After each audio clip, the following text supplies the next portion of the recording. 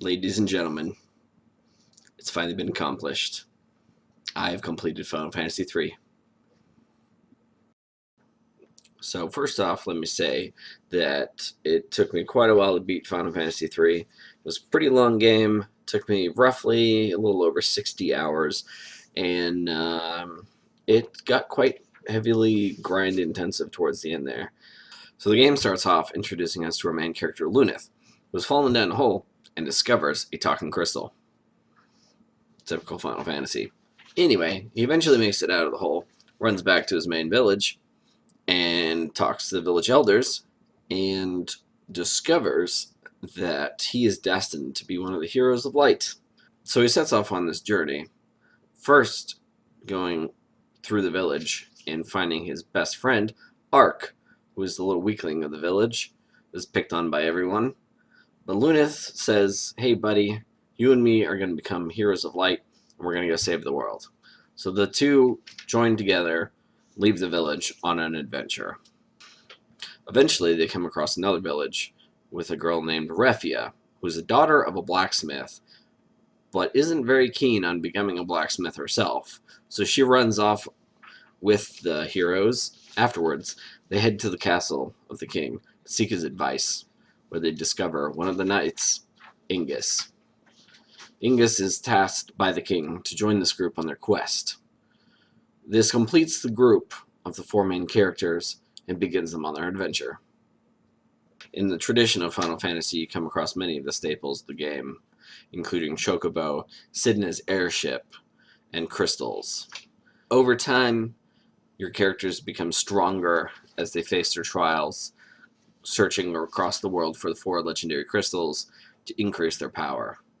Along the way, you gain many different abilities, including the ability to change your jobs at will, and the whole game is mostly based on your four characters being able to level up each job and use the abilities when necessary. The game creators at Square massively improved their storytelling ability following the second game. This third one has created quite a nice large story.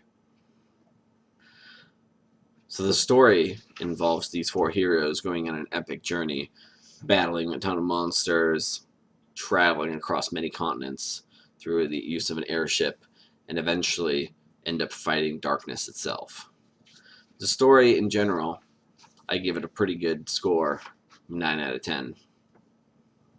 Gameplay-wise, has also seen a vast improvement over the second game especially, and goes back more towards the roots that the first game started with, expanding on it quite a bit, creating the basis of what we know now as the main series of Final Fantasy, with a group of heroes on one side of the screen, enemies on the other side of the screen, with a turn-based combat system through the use of weapons and magic.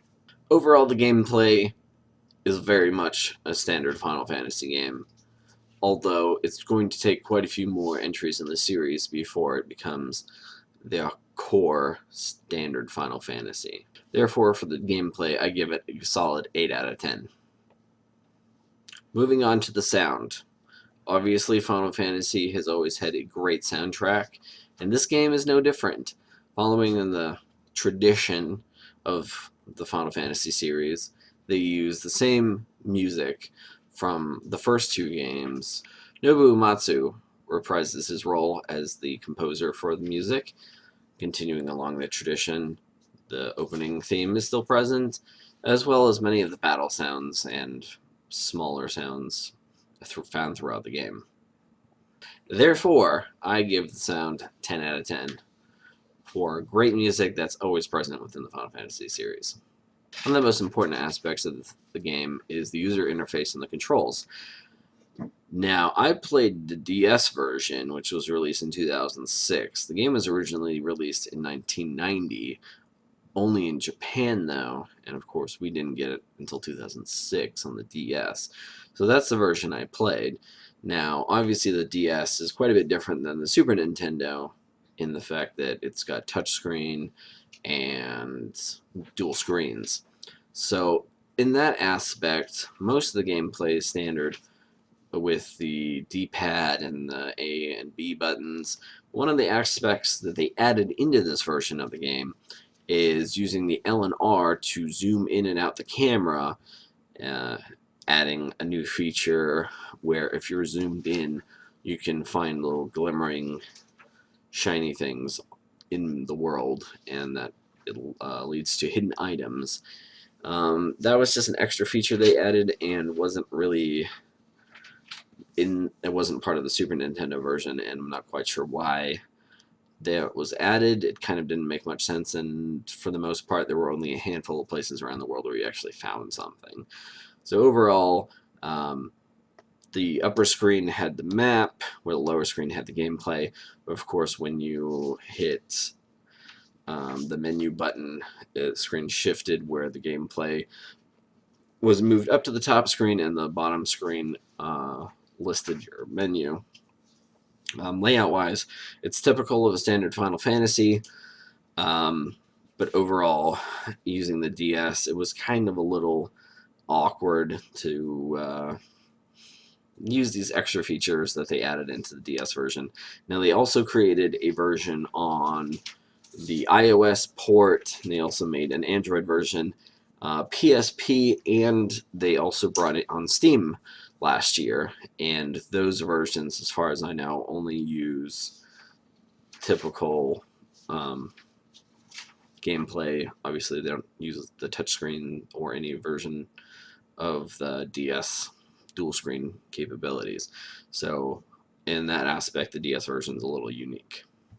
But outside of the other versions, just based on the DS version, I would give the UI an 8 out of 10, only because of the extra features added in the DS I found were kind of intrusive, a little in the way, and they didn't exactly help improve the game at all. And it was a little difficult with the screens moving up and down to remember, like, what the hell's going on. It was kind of annoying. Overall, the game was pretty enjoyable. The last part that I wanted to really hit on was the end game, because I know towards the end of the game, that's when Final Fantasy kind of really shows itself, with the characters being fully powered up with all their weapons and magic and capabilities, where you go towards the end to fight the final boss. Now, the problem with Final Fantasy 3 is that the last dungeon is notoriously difficult, where the other dungeons were pretty short and wouldn't take more than roughly 45 minutes to an hour to go through most of the time. The third game really had a long dungeon. It took me roughly 2 hours to get through the dungeon. I had to go through multiple times, obviously. There's no save points midway, so you have to do it all in one go. There's lots of side paths to take to get random items, and you really need to watch your stamina as you go through and fighting these monsters, because you can get pretty worn out by the time you get to the top of 8 different floors. Now, once you get all the side items and whatnot, it can be pretty quick to run through the 8 floors if you're pretty lucky and not get too many random battles. But once you reach the end, it's quite a long drag as well, because you leave the main tower and go through a mirror into an alternate world, where you end up fighting the main antagonist throughout the game, Zand. And once you defeat him, which is relatively easy, you end up having to go fight the Darkness. And you fight 4 mini-bosses, after which each time you beat them you heal, but you still have to go through the areas that they're in. And then you fight the final boss, the Darkness itself, which can be a very difficult battle, even if you're pretty leveled up. And it took me a good 7 or 8 hours of grinding at that last area to try and boost myself to be strong enough to fight the Darkness.